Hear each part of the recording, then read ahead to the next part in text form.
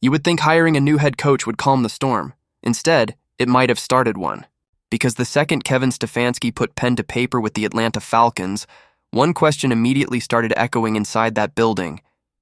Is Michael Penix Jr. actually safe? And here's the wild part. Training camp hasn't even started. But the tension? It's already loud. And if you think this feels familiar, you're not crazy. Because Cleveland just lived through something eerily similar, and now Atlanta might be walking straight into it. But that was just the beginning. When Stefanski left Cleveland, it wasn't some clean, celebratory exit.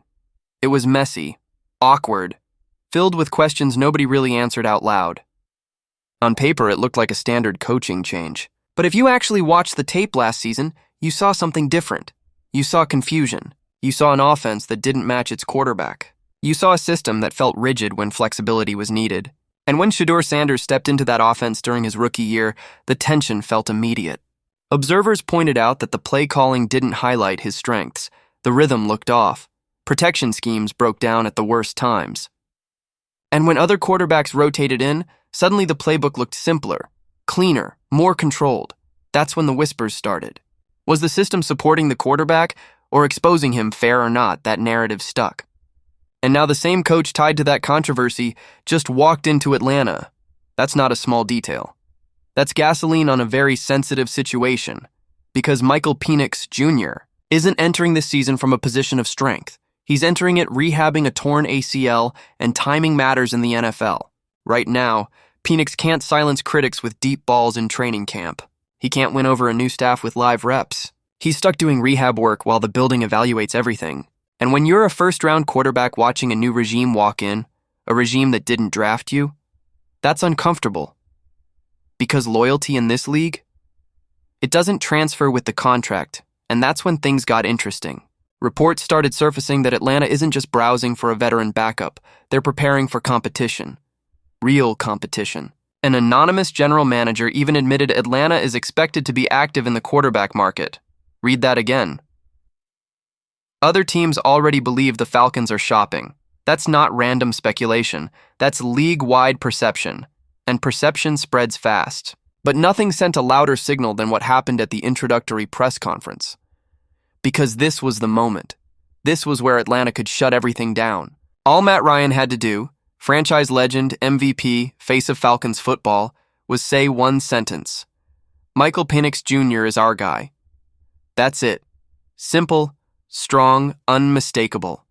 Instead, he delivered one of the most careful corporate answers you'll ever hear. He essentially said the head coach would determine the quarterback situation and that they were evaluating the roster. Neutral, measured, safe. And in the NFL, safe answers are rarely accidental. Matt Ryan understands headlines. He understands how every word travels. He's media trained. He knows exactly how to plant a flag, and he didn't. That silence spoke louder than any endorsement. Because when leadership believes fully in a quarterback, they don't hesitate, they don't deflect, they don't distance, they declare it, and that didn't happen. Now zoom out. You have a young quarterback recovering from ACL surgery. You have a new head coach with a recent history of quarterback controversy. You have league insiders saying Atlanta is active in the QB market. You have rival executives expecting them to pursue a starter. And you have a franchise icon offering anything but a definitive vote of confidence. That's not stability. That's tension. And here's where it gets deeper.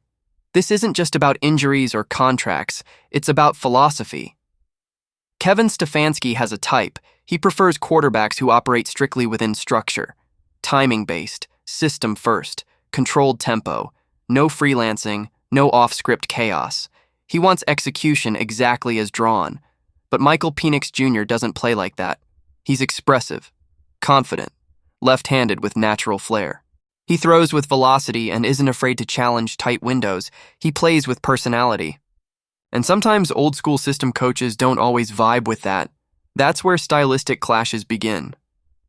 Does the coach adapt to the quarterback? Or does the quarterback get molded to fit the system?